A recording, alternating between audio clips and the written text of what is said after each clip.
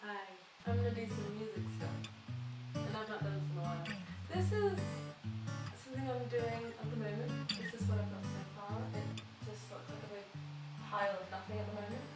I've got my Twinings Gold tea in a wonderful mug, and the water. Stay hydrated. This is the general sort of gist of what I've been doing so far. Next you can. Time to give up or give up. 1 minute or a lifetime in this side.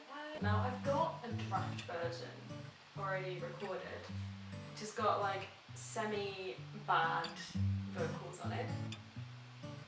But my job right now is to make that into the nicer version, which is this. I've got them both loaded up, but you're only going to hear the nice stuff, hopefully. So I'm going to switch sound over. Then I'm going to get to it. This is what we like to call part of the riff sequence, where I make loads of random noises.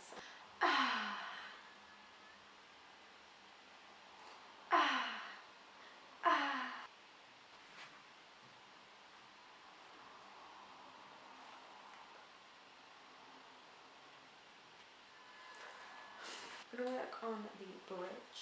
I've done nothing, so.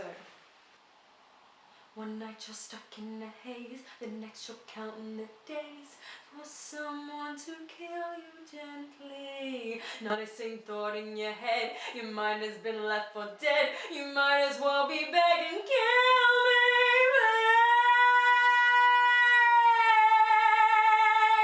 please. You might as well be saying, kill me. I don't know whether you're focused on my face or not, but I don't care. So I'm just gonna give a little bit of what I just did. So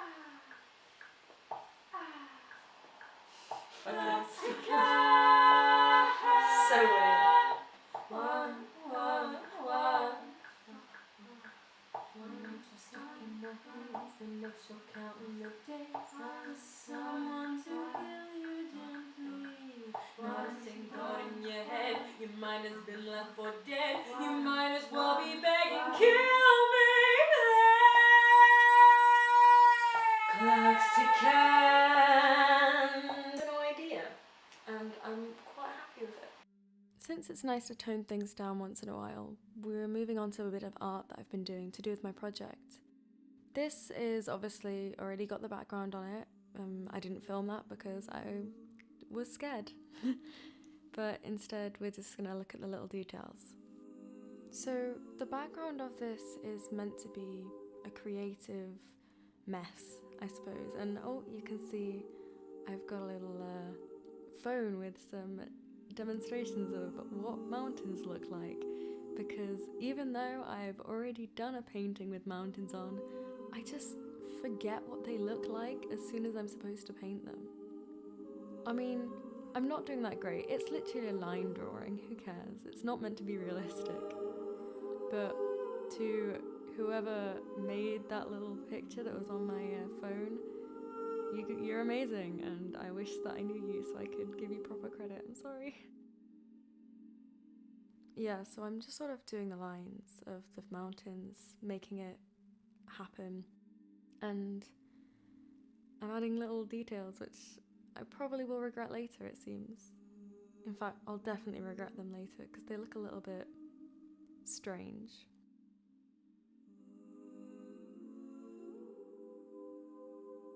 Yes, Heather, making those lines thicker is definitely going to make it look better. That's exactly how this works.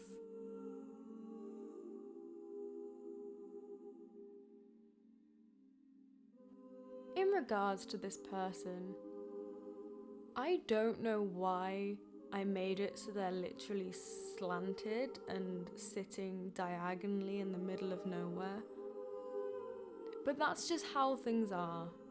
I didn't pre-plan this, so that's just how this is gonna be, I suppose. So these little lines that you're seeing happening now in the light colour, it was meant to be a white, but I for some reason convinced myself that I didn't have white. So I went for this creamy sort of colour, which is nice, but it's just not white, is it?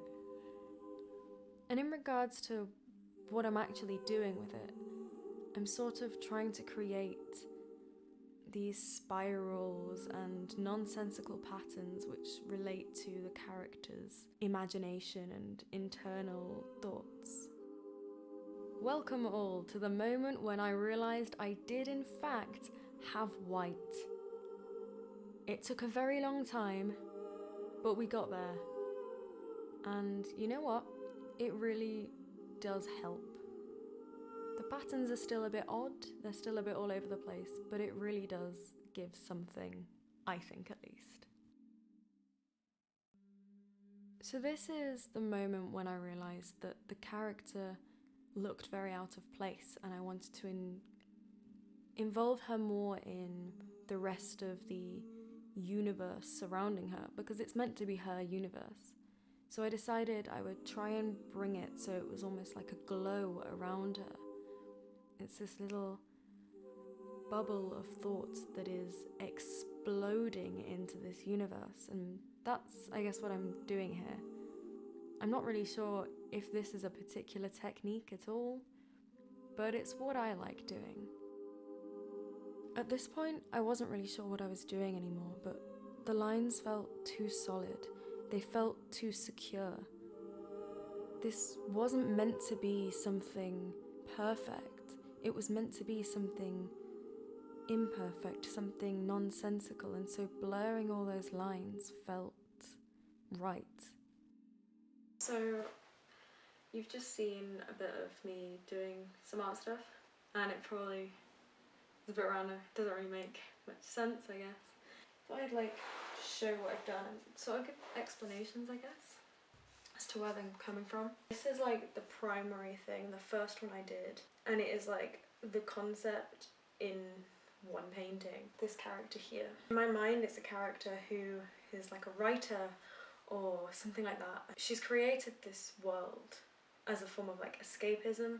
She's created her own version of reality. This is reality in her mind. It's dark, it's grey, there's very colourless. This is the world that she creates. But it's got to the point where she can no longer determine which is real and which isn't. Because she can no longer distinguish reality from dreams, it becomes a muddle of colours and lines and just stuff.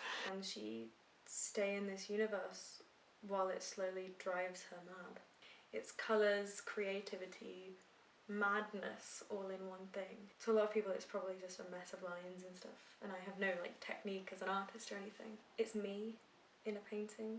I relate to it because I've had very hyper interactive and hyper realistic dreams which I've struggled to tell the difference between. And even when something bizarre happens in a dream and I should know it's a dream, I think back on it and I get very lost and I get very unsure about whether it was in fact real or not. I wake up feeling like I've never slept. It's scary.